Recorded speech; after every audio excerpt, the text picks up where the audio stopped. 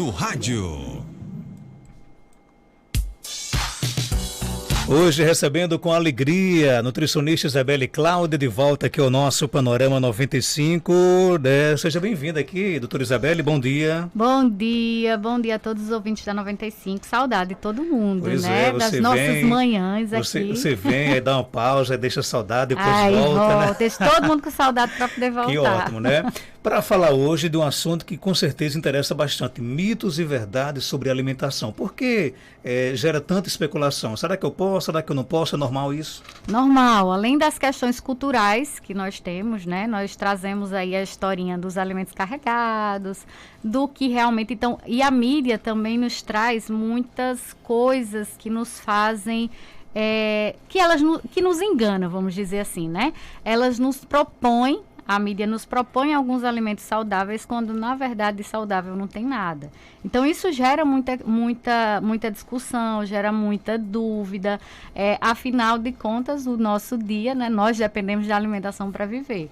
Então, assim, tem muitos mitos, né? Muitas coisas que antigamente até as pessoas usavam bolacha creme cracker quando estava doente, né? E acha que é super saudável. Né? Coca-Cola para um tipo de doença. Exatamente, né? Tem até a piadinha, né? Se Coca-Cola fosse bom, vendia na farmácia. Então, assim, tem muitos mitos que envolvem a alimentação e hoje nós vamos desvendar alguns, né? Que então, não dá tempo de falar muita quais coisa. são os principais, então?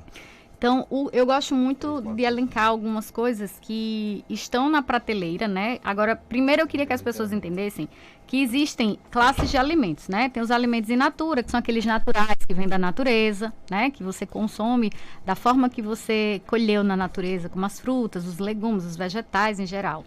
E aí nós temos começa o processo de processamento na indústria. Aí a gente vai por fases, tá? Tem o minimamente processado, né?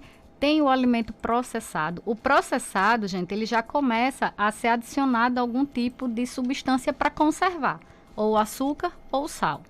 Aí só para vocês entenderem bem, por exemplo, o alimento in natura, a gente tem o milho na espiga. Minimamente processado é aquele milho de pipoca que a gente compra. Eu não estou falando de micro-ondas, é aquele milhinho do saquinho da pipoca.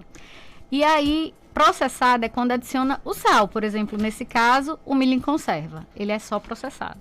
E aí a gente começa com o processamento e o refinamento desse alimento, como por exemplo o ultraprocessado, que aí já vai entrar gorduras, conservantes, aditivos alimentares que vão causar mal à saúde. Então, só para que vocês entendam e coloquem na cabeça, o que é que vai fazer, o que é pior, são esses ultraprocessados que demoram muito na prateleira, né? Que geralmente tem um baixo custo, tem um fácil acesso e muitos aditivos para permanecer muito tempo na prateleira, tá certo? Então, só que as pessoas tenham esse entendimento. E aí eu pergunto, Marcos, você acha que iogurte faz bem? Eu acho que sim. Pronto, depende. Depende do iogurte que você escolhe. Depende do iogurte que você escolhe, porque nós temos esse entendimento que iogurte faz muito bem, sim, mas depende, né? Existe o iogurte que é feito com só 2 ingredientes. Como é que eu vou descobrir isso, Isabelle? Como eu já falava muito nos outros programas antes, olhar o rótulo dos alimentos, na parte dos ingredientes você descobre. Tem lá, esses 2 ingredientes, ele só vai ter leite e o fermento, tá? Leite e a substância que não vai ser um aditivo, só para fazer a coalhadinha mesmo para produzir o iogurte, tá certo? Então, só 2 ingredientes. O iogurte que faz bem só tem 2 ingredientes. Os outros iogurtes, eles têm muitos aditivos alimentares e açúcar adicionado, sempre, tá? E um monte de aditivo alimentar para conservar. Isabelle, então faz mal? Em parte sim, tá? Se você consumir sempre, você vai estar consumindo mais aditivo, muitas vezes, do que o próprio alimento. Tá certo? Tem uma pergunta aqui da nossa ouvinte, ela quer dizer o seguinte, é mito ou é verdade que reduzir a alimentação emagrece? Então, a questão de reduzir a alimentação, você vai estar reduzindo a energia que você consome. Então, para que a gente emagreça, a gente tem que ter o que a gente chama de balanço energético negativo. O que é isso? Eu, por exemplo, preciso para manter meu peso de 1.500 calorias. Se eu comer 1.600 e não fizer nenhuma atividade física, eu vou o quê? Ganhar peso, né? Então, se eu preciso de 1.500 e eu como 1.300, eu vou perder peso. Então, a gente precisa de um balanço, que é esse balanço que a gente chama balanço energético negativo, ou seja, a gente consumir menos do que necessita. Tá? E se você precisa de 1.500, come 1.500, você vai manter. Se você fizer uma atividade física, você vai perder, porque você está ajudando esse balanço aí negativo. Tá? Então, reduzir a alimentação emagrece sim. Só não pode deixar de comer tudo, né? Exato. Assim, eu sou muito da linha de que você só precisa deixar de comer certas coisas se você tem realmente uma necessidade que faça com que você, que estimule você realmente a deixar. É até aquela questão, né?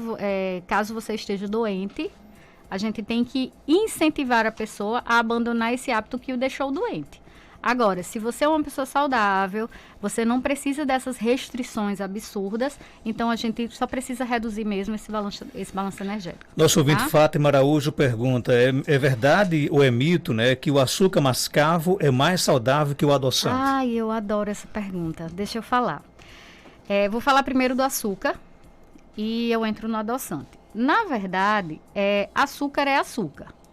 Eu não enxergo aquela questão de dizer o açúcar é saudável ou o açúcar mascavo é mais saudável do que o açúcar refinado branco.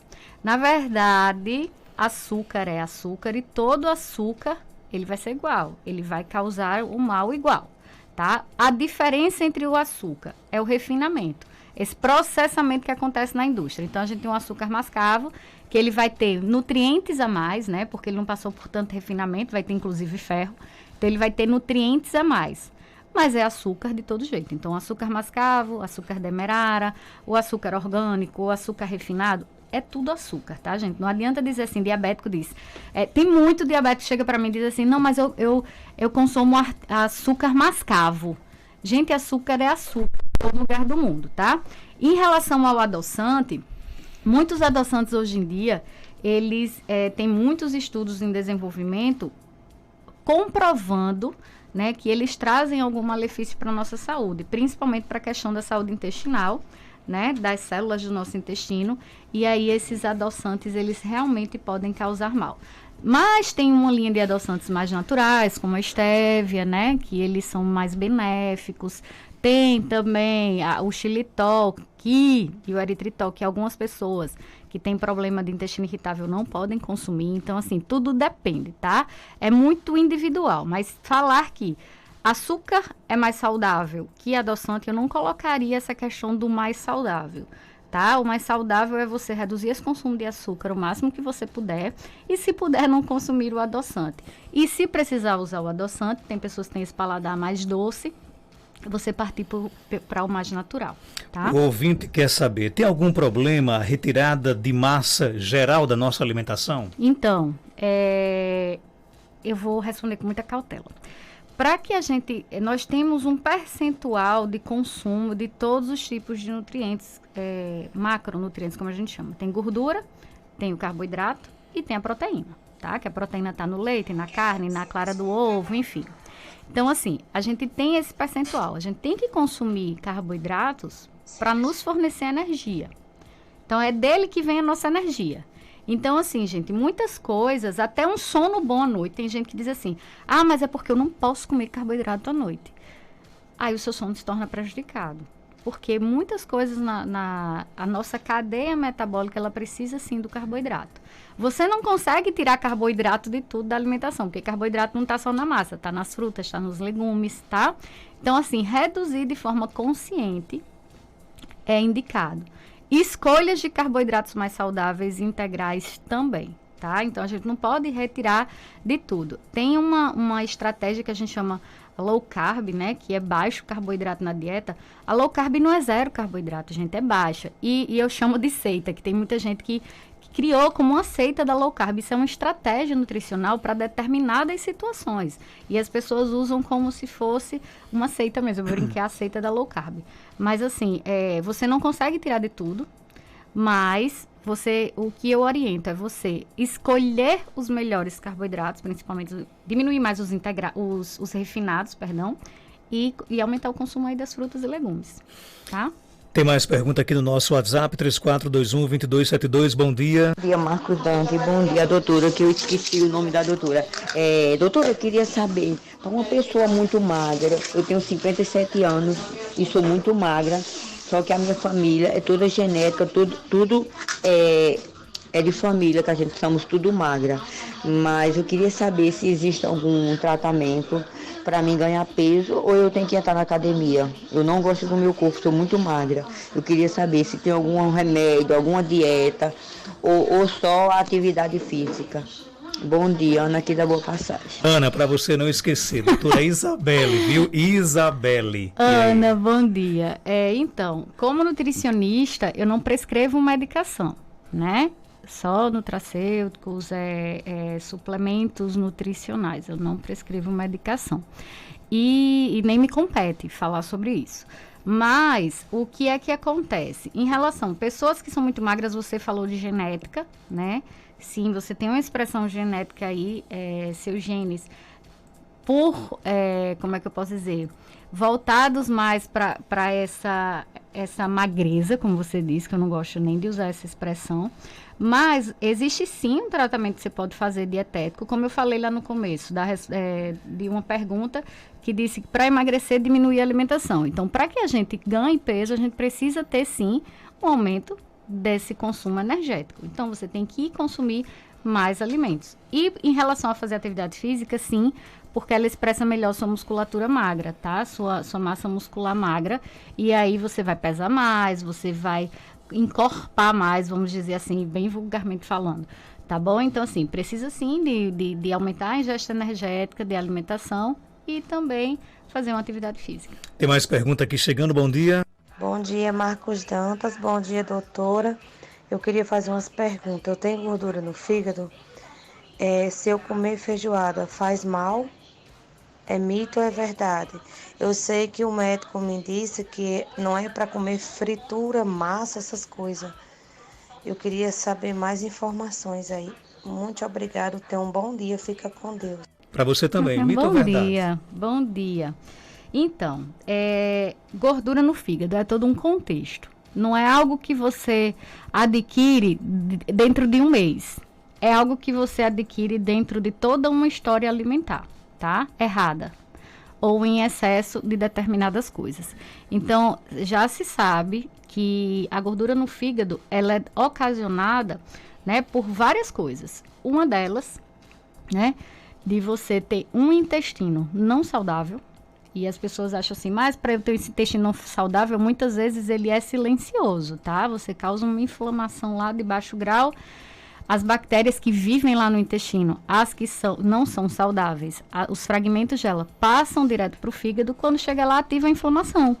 E ativando a inflamação vai gerar o que a gente chama de lipogênese, que é o aumento da produção de gordura no fígado. E ela começa a se depositar lá.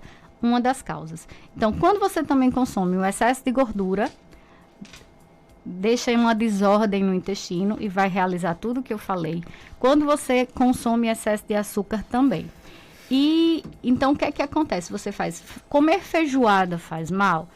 Como é essa feijoada? O que é que você coloca dentro dessa feijoada? É uma feijoada com muita gordura ou não? Tá? Então, assim, é todo um contexto. Não é uma coisa pontual, tipo uma feijoada, que vai fazer seu fígado ficar gorduroso. Então, é todo um contexto alimentar no diário, na semana. O consumo de gordura que você tem, o consumo de açúcar e carboidrato refinado. Tá? Então, você tem que pontuar muito e escolher esse tipo de gordura que você vai comer. Isabelle, o que é que você está falando em relação à gordura? Gordura saturada. Eu sou muito contra quando as pessoas fazem cozinhem com banha de porco. Não, é uma gordura saturada que, se você usar em pequena quantidade, ela não vem causar mal. Mas se você usar com base na sua alimentação, tudo que você for fazer com banha de porco, isso aí também vai gerar toda uma cadeia inflamatória e também gordura no fígado, tá? Mito ou verdade, beber líquido durante as refeições aumenta a barriga? Então, peraí. Essa pergunta interessa a Geraldinho, viu? Não. Então, beber líquidos durante a refeição, porque a gente pede que não aconteça, tá? Que vocês não façam. Não é que vai diluir, que vai diluir as enzimas. Não, não é isso. É porque quando você consome líquido, seu estômago distende e proporciona que você coma mais, tá? Então, e pessoas que têm refluxo, né? Eles vão conseguir ter um maior volume dentro do estômago e isso vai retornar como o refluxo. Então, assim, o que a gente pede é, procure que esses alimentos líquidos fiquem longe das refeições principais, para que você não aumente e não distenda o volume do seu estômago. E geralmente esses líquidos que as pessoas consomem são cheios de açúcar, né? Sucos adoçados com muito açúcar, né? Refrigerantes. Isso aí vai o quê? Aumentar também o valor energético, tá certo? E aí a barriga em relação... o que aumenta mais a barriga, gente, é o consumo de açúcar e carboidrato, tá bom? Ok, Ana Medeiros pergunta, doutora Isabelle, se eu usar uma cebola, eu posso guardar outra parte na geladeira? Então, isso é bem controverso, tá? Porque a cebola, ela tem muita substância antioxidante, tá? Tem até umas orientações para que quando a gente pega a cebola, você use a cebola inteira. Porque ela, como tem muitas substâncias antioxidantes, o que é isso, Isabelle? Ela protege, tá? O próprio alimento. E quando a gente consome isso, essas substâncias vão nos proteger, tá certo? Contra infinitas coisas. Quando você parte uma cebola, ela tem muita substância antioxidante. Então, ela teve contato com ar, com a temperatura diferente, ela começa a perder essas substâncias. E por isso que ela começa a ficar com um cheiro diferente, ela começa a ficar com uma coloração diferente ao redor. Então, assim, o que eu oriento use toda, para não guardar. E se for mas, Isabelle, eu não vou destruir a cebola. Como é que eu faço? Você vai pegar o que sobrou, envolver naquele plástico filme, papel filme, e guardar numa vasilhinha tampada. Procure, então, que quando você partir, você não tirar aquela casca que envolve ela toda, tirar só o pedaço, e aí você coloca de cabeça para baixo aquela parte que você cortou, envolvida no papel filme e dentro de uma vasilhinha escura. Porém, o ideal é consumir tudo, né? Mas se você fizer isso, também vai estar protegendo mais. Ok, tem mais pergunta? Bom dia. Bom dia, Marcos. Bom dia, Isabelle. Isabelle, mulher, eu gostaria de saber que meu colesterol e meu triglicerídeo deu muito alto. Eu devo comer o que, Isabelle? Feijoada, que você sabe que a família da gente ama, uma feijoada gorda. Eu posso comer feijoada, arroz de leite, essas coisas? Não, né? Bom dia, responda-me, por favor. Nosso ouvinte se caprichou no feijoada, ele caprichou no feijoada gorda, né? Pois é. Então, triglicéridos e colesterol alto, né? Então, triglicéridos e colesterol alto é todo um contexto, tá? Como eu falei das outras, não tem uma coisa pontual. Mas o que a gente mais orienta é você reduzir esse consumo de gordura ruim, né? Das frituras, principalmente, da gordura vegetal. E você optar por óleos vegetais, e você optar por alimentos, gorduras mais saudáveis, como a que vem das sementes, das castanhas, do abacate, do azeite de oliva. E também diminuir o consumo dos carboidratos refinados, principalmente açúcar, tá bom? Tem mais pergunta aqui chegando no nosso WhatsApp, 3421-2272. Bom dia. Bom dia, Marcos. Bom dia, Isabelle. Doutora, assim, quais são as alimentações que a gente tira para melhorar praticamente assim, o intestino e abaixar a barriga? Obrigada. E aí, Isabelle? Então, isso é uma coisa bem complexa, porque trabalhar intestino você tem que retirar e incluir muita coisa. Então, assim, primeiro, tudo o que vai fazer uma desordem intestinal, a gente tende a tirar. Então, tem algumas questões até que incluem medicações, que, claro, eu não posso interferir nisso, mas só para que vocês entendam, até alguns tipos de medicações, elas influenciam nas desordens intestinais, como anti-inflamatórios, como antibióticos, a questão de anticoncepcional. O álcool também influencia muito. Alimentos industrializados, ultraprocessados, que foram esses que eu falei, que contêm uma infinidade de aditivos. Então, essa dieta que nós temos aqui na nossa região, não só na nossa região, mas no Brasil, é uma dieta muito rica em aditivos alimentares e gorduras saturadas, gorduras vegetais hidrogenadas, que é essa gordura da indústria, tá? Então, assim, isso causa muitas desordens no nosso intestino. Então, o que é para fazer, Isabelle? Então, tem uma alimentação caseira, gente. Tem alimentação o mais caseira possível, alimentos mais naturais possíveis. Aquele nosso arroz com feijão, a verdura, carne, frango, peixe, tá? Então, procurar que isso não seja também levado para o óleo para fritar, né? Então, a gente também tem que ter esses detalhes. Então, quanto mais natural possível é o que você vai conseguir, né? Essas alterações que você quer benéficas. O nosso querido advogado Bruno de Bastinha está aqui perguntando o seguinte, né? Isabelle, o que se deve comer para prevenir a gota? Então, Bruno, eu pensei que ele queria para baixar o peso, mas ele quer prevenir a gota. Oi, Bruno, um abraço. Então, o que é que acontece na gota? A gente tem uma elevação, né, que as pessoas sabem, do ácido úrico.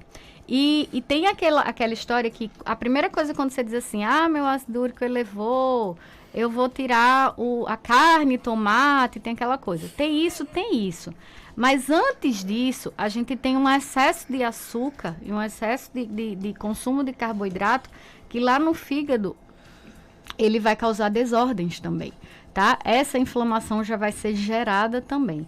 Então, Bruno, antes de qualquer coisa, né? Além dessas restrições de consumo de alimentos ricos em purinas, que aí incluem a carne, que incluem o tomate, você também tem que retirar o açúcar e controlar esse consumo de carboidrato refinado, tá? Que aí entram... as pessoas dizem muito que pão é carboidrato refinado, né? Que é aquela coisa... Não, o pão é mais complexo, só que ele é feito com carboidrato refinado, que é a farinha. Então, esses farináceos, as farinhas refinadas, o açúcar, você vai retirar. Ok. Doutora Isabelle, Cláudio, nutricionista, você está na Galeria Malvina, né? Galeria Malvina, isso. Ali em frente à Prefeitura. Em frente à Prefeitura, sala 204. Todos os dias? Não estou todos os dias, tem alguns dias na semana, tá? Porque eu também trabalho em Serra Negra. E aí, quando você liga, a gente organiza os horários. Qual o telefone de contato? Peguei você de surpresa, né? Você pegou, eu não sei decorado não. Não me julguem, Vamos tá? lá, então. Depois da vida do celular, a gente não sabe não. Então vamos lá, vai lá. Atenção, lápis e papel na mão. Vamos ao suspense. 99604. 999. Não, é 99604 Certo. 0655 também é o WhatsApp. 9604? É. Ok, então, obrigado. 0655. Vamos repetir, eu fiz a confusão aqui, vamos lá. 9604 0655. Pronto, esclarecido, doutora, até segunda-feira, se Deus Até quiser. segunda-feira, um beijo para todos vocês, viu? Isabelle volta na próxima segunda-feira aqui no nosso Panorama 95, são 7 horas e 30 minutos, confirmando 7h30.